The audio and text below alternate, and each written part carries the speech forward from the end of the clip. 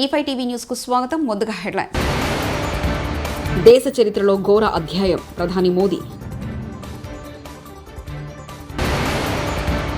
సొంత నియోజకవర్గంలో మరో హామీకి నారా లోకేష్ శ్రీకారం. ఎమ్మెల్సీ విజయశాంతి దంపతులకు బెదిరింపులు. శ్రీశైలంలో భక్తుల రద్దీ. మల్లన్న దర్శనానికి 5 గంటల సమయం. భారత రాష్ట్రపతి ద్రౌపది ముర్ముకు స్లోవేకియా యూనివర్సిటీ గౌరవ డాక్టరేట్ ప్రదానం చేసింది. రాష్ట్రపతి ముర్ము స్లోవేకియాలో పర్యటిస్తుండగా కాన్స్టాంటైన్ ది ఫిలాసఫర్ వర్సిటీ ముర్ముకు గౌరవ డాక్టరేట్ అందజేసింది. యూనివర్సిటీ సైంటిఫిక్ కౌన్సిల్ ఈ పురస్కారాన్ని ఆమెకు అందజేసింది. ప్రజలకు ముర్ము అందిస్తున్న విశిష్ట సేవలు గుర్తింపుగా డాక్టరేట్లు గౌరవిస్తున్నట్లు తెలిపింది. అంత చూస్తామని బెదిరిస్తున్న చంద్రకిరణ్ రెడ్డి అనే వ్యక్తి బంజారాహిల్స్ పిఎస్లో ఫిర్యాదు చేసిన విజయశాంతి భర్త శ్రీనివాస్. విజయశాంతి బీజేపీలో ఉన్న సమయంలో ఆమె సోషల్ మీడియా అకౌంట్స్ చూసుకున్న చంద్రకిరణ్ రెడ్డి కాంగ్రెస్లో చేరిన తర్వాత చంద్రకిరణ్ రెడ్డి పక్కన పెట్టి ఎమ్మెల్సీ విజయశాంతి తనకు డబ్బులు చెల్లించాలని విజయశాంతికి చంద్రకిరణ్ రెడ్డి బెదిరింపులు మెసేజ్లు పంపిస్తున్నట్లుగా తెలిసింది. పోలీస్ స్టేషన్లో ఫిర్యాదు చేశారు. జలియన్వాలా బాగ్ హత్యాకాండ భారత స్వాతంత్ర సమరచరిత్రలో అత్యంత ఘోరమైన అధ్యాయమని ప్రధాని మోదీ అన్నారు. ఏప్రిల్ 13తో జలియన్వాలా బాగ్ ఘటనకు 105 ఏళ్లు పూర్తయ్యాయి. ఈ సందర్భంగా రాష్ట్రపతి ద్రౌపది ముర్ము, ప్రధాని మోదీ, కాంగ్రెస్ నేత రాహుల్ గాంధీ తదితరులు జలియన్వాలా బాగ్ అమరులకు నివాళులర్పించారు. ఒక ట్వీట్లో ప్రధాని మోదీ జలియన్వాలా బాగ్ ఘటనలో వీరుల త్యాగం మనలో దేశభక్తిని పెంపొందిస్తుందని పేర్కొన్నారు. మంగళగిరిలో ఓడిపోయిన తర్వాత తాను ఈ నియోజకవర్గ ప్రజలకు మరింత దగ్గరయ్యానని మంత్రి నారా లోకేష్ తెలిపారు. యోగలం పాదయాత్రతో మరో హామీకి మంగళగిరి నియోజకవర్గంలో లోకేష్ అంకురార్పణ చేశారు. మంగళగిరి నియోజకవర్గం చిన్నకాకానిలో 100 పడకల ఆసుపత్రికి మంత్రి నారా లోకేష్ ఇవాళ ఆదివారం భూమి పూజ చేశారు. చిన్నకాకాని వద్ద 7.35 ఎకరాల్లో 52.20 కోట్ల వ్యయంతో ఆసుపత్రి నిర్మాణం జరగనుంది. దేశంలోనే అత్యున్నత ఆసుపత్రిగా నిర్మాణం చేయనున్నారు. ఏడాదిలోగా ఆసుపత్రి నిర్మాణాన్ని పూర్తి చేయాలని సంబంధిత అధికారులకు మంత్రి నారా లోకేష్ గడువు విధించారు. ఈ సందర్భంగా మీడియాతో మంత్రి లోకేష్ మాట్లాడారు.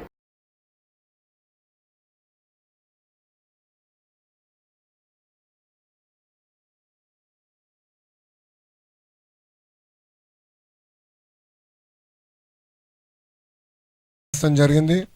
దాంట్లో భాగంగా మంగళగిరిలో ఉన్న హాస్పిటల్ కూడా పూర్తయింది. అనేక లక్షలాది మంది ట్రీట్మెంట్ కూడా తీసుకుంటాం జరిగింది. నేను ఎప్పుడైతే మంగళగిరి అభ్యర్థిగా వచ్చానో ప్రజలందరూ పదే పదే నన్ను ఒక విషయం కోరారు. ఈ 30 పడకల హాస్పిటల్ని ఏకంగా 100 పడకల హాస్పిటల్ చేయాలని వాళ్ళు కోరటం జరిగింది. ప్రత్యేకంగా వేదికమైన ఉన్న ఏదైతే హాస్పిటల్ కోసం పోరాడి సాధించుకున్న కమిటీ సభ్యులు కూడా నన్ను కలిసి ఇప్పుడున్న ప్రాంగణం కాకుండా కొంచెం పెద్ద ప్రాంతం ఉంటే, కొంచెం ల్యాండ్ పెద్దగా ఉంటే మెరుగైన సేవలు ప్రజలకు అందించవచ్చు అనే ఆలోచనతో ఈ ప్రాంగణాన్ని మనం ఐడెంటిఫై చేసుకుంటాం జరిగింది. ఇది కూడా గతంలో లాగా ఏదో ఒక 100 పడకల ప్రభుత్వ హాస్పిటల్ కట్టి వదిలేయాలనే ఆలోచన కాదు. వేదిక మీద ఉన్న మేమందరం కూడా దాదాపు 5-6 సార్లు కూర్చొని ప్రతిసారి ఒక 2-3 గంటలు మేము చర్చించి ప్రతి విషయం సున్నంగా అధ్యయనం చేసిన తర్వాతనే లేఅవుట్ కూడా ఫైనలైజ్ చేస్తాం జరిగింది. వేదిక మీద ఉన్న మా అందరి కళ ఒకటే, ప్రైవేట్ ఆసుపత్రికి ధీటుగా ఈ 100 పడకల ప్రభుత్వ ఆసుపత్రి ఉంటుంది. ఒక జోనింగ్ కానివ్వండి, స్టాఫింగ్ కానివ్వండి, మెరుగైన సదుపాయాలు కానివ్వండి అందించే లక్ష్యంతో మేమందరం ఉన్నాం. అమరావతి పనులు కూడా ప్రారంభమైనాయి. సో ఈ ఆసుపత్రికి బాగా రద్దీ కూడా ఉంటుంది. ఎందుకంటే వస్తూ ఉంటారు, ట్రీట్మెంట్ పొందుతూ ఉంటారు. ఇక్కడ ఆర్థో కానివ్వండి, డయాలసిస్ సెంటర్ కానివ్వండి, మన నియోనేటల్ కేర్ కానివ్వండి, ఇవన్నీ కూడా ఇక్కడ అందిస్తాం జరుగుతుంది. సో డీ అడిక్షన్ సెంటర్ కూడా గౌరవ సభ్యులందరూ కూడా మొన్న నాతో మాట్లాడి డీ అడిక్షన్ సెంటర్ కూడా ఇక్కడ ఉండాలి, తలసీమియా సెంటర్ కూడా ఇక్కడ ఉండాలని కమిటీ సభ్యులు ప్రత్యేకంగా కూర్చున్నప్పుడు వాళ్ళు కోరటం జరిగింది. వాళ్ళ కోరిక మేరకు కూడా అది కూడా ఈ హాస్పిటల్లో పెడతాం జరిగింది. వాస్తవంగా కూటమి ప్రభుత్వం ఏర్పడిన తర్వాత గౌరవ ముఖ్యమంత్రి శ్రీ నారా చంద్రబాబు నాయుడు గారు ప్రతి నియోజకవర్గాల్లో 100 పడకల ప్రభుత్వ ఆసుపత్రి కట్టాలి అని ఒక నిర్ణయం తీసుకుంటాం జరిగింది. దాంట్లో భాగంగా 2వ క్యాబినెట్ మీటింగ్లో మంగళగిరి కోసం ఈ హాస్పిటల్ కూడా కేటాయిస్తాం జరిగింది. నేను అనేక సార్లు చెప్పా ప్రజలందరికీ, ఒక నిర్ణయం జీవితం మార్చుతుంది. నా జీవితంలో తీసుకున్న ఆ నిర్ణయం మంగళగిరిలో పోటీ చేస్తాం. 5,300 ఓట్ల మెజారిటీతో 2019లో ఓడిపోయాను. ఆ రోజు నుంచి ఒక పట్టుదల కసితో నేను పనిచేసి ప్రజలకి దగ్గరయ్యాను. ప్రజలందరూ నేను ఒకటే కోరాను, నేను ఏ మెజారిటీ అయితే ఓడిపోయానో దాని పక్కన ఒక 0 పెట్టి నన్ను గెలిపించండి. మీరు ఎంత ఎక్కువ మెజారిటీ ఇస్తే అంత కొండంత బలం నాకు అందుతుందని ఆనాడే నేను ప్రజల్ని కోరటం జరిగింది. ఆంధ్ర రాష్ట్ర చరిత్రలో ఎప్పుడు రాని విధంగా 91,000 మెజారిటీతో నన్ను గెలిపించి శాసనసభకి మంగళగిరి ప్రజలు నన్ను పంపించారు. గౌరవ మంత్రివర్యులు దుర్గేష్ గారు ఇక్కడనే ఉన్నారు. తిరుమల శ్రీవారిని సినీ నటి మీనాక్షి చౌదరి దర్శించుకున్నారు. ఆదివారం వీఐపీ ప్రారంభ విరామ దర్శన సమయంలో ఆమె స్వామివారి సేవలో పాల్గొన్నారు. తిరుమల తిరుపతి దేవస్థాన అధికారులు ఆమెకు స్వాగతం పలికి దర్శన ఏర్పాట్లు చేశారు. దర్శనానంతరం రంగనాయకుల మండపంలో మీనాక్షికి పండితులు ఆశీర్వచనం చేసి స్వామివారి తీర్థప్రసాదాలను అందజేశారు.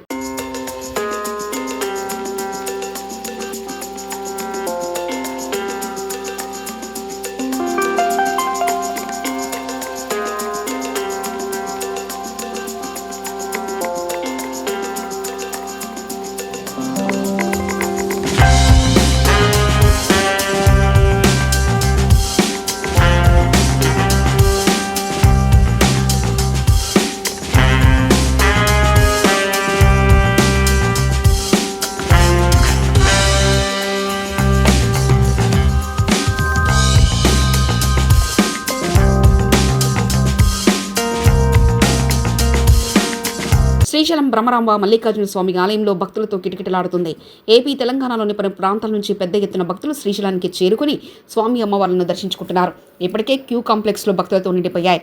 సర్వదర్శనానికి 5 గంటల సమయం పడుతుంది. క్యూ లైన్లో వేచి ఉన్న భక్తులకు మజ్జిగ, మంచినీరు, చిన్నారులకు పాలు, బిస్కెట్లు పంపిణీ చేస్తున్నారు.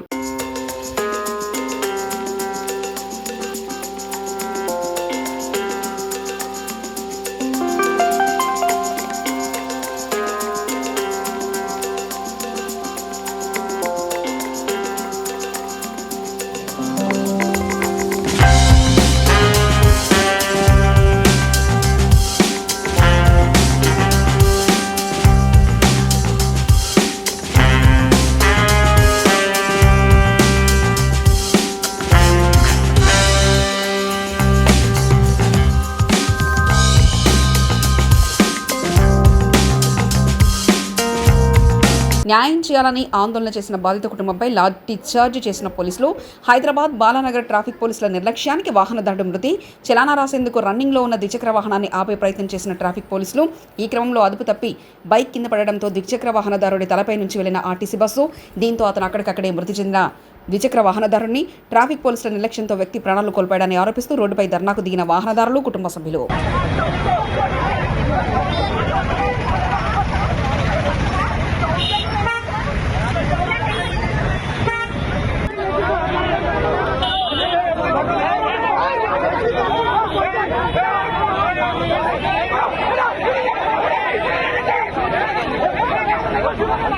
సంగారెడ్డి జిల్లా జహీరాబాద్ నియోజకవర్గంలో గ్రామాన వాడవాడల శనివారం నాడు హనుమాన్ జయంతి ఉత్సవాలను ఘనంగా నిర్వహించారు.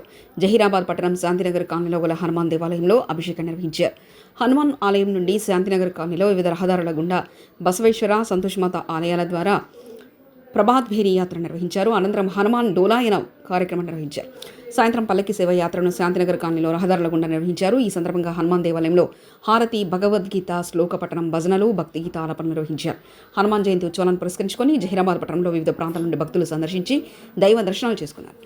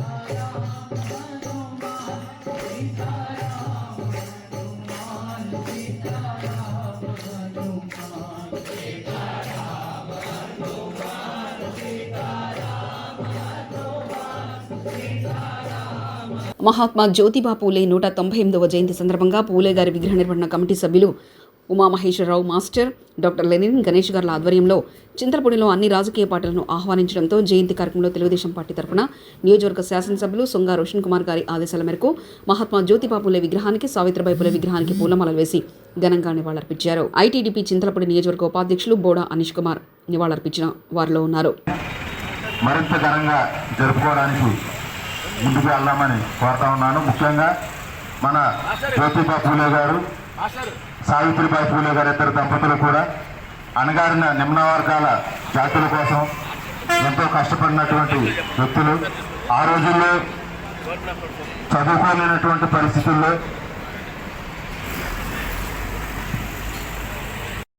సావిత్రిబాయి పూలే గారు ఒక చీర ఒంటికి కట్టుకొని మరో చీర మన సంచిలో పెట్టుకొని వెళ్తూ ఉంటే కొంతమంది ఆవిడ మీద పేడ నీళ్లు చల్లిపోయి అలాంటి అవమానాలన్నింటినీ కూడా ఎదుర్కొని ఆవిడ నిమ్న జాతుల కోసం వారికి విజ్ఞానం అందచేయాలనే ఉద్దేశంతో పాటుపడినటువంటి అణగారిన వర్గాల కోసం పోరాడినటువంటి మహోన్నతమైనటువంటి వ్యక్తి.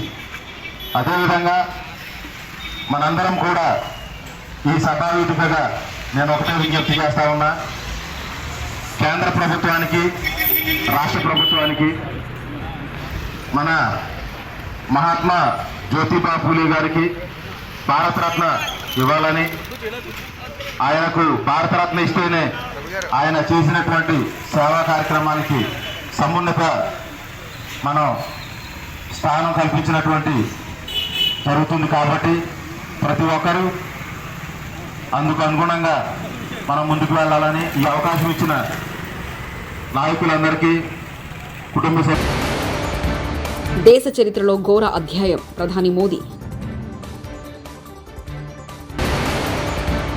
సొంత నియోజకవర్గంలో మరో హామీకి నారాలోకి శ్రీకారం. ఎమ్మెల్సీ విజయశాంతి దంపతులకు బెదిరింపులు. శ్రీశైలంలో భక్తుల రద్దీ, మల్లన్న దర్శనానికి 5 గంటల సమయం. ఇవి బులెటిన్ విశేషాలు. చూస్తూనే ఉండండి E5 టీవీ న్యూస్.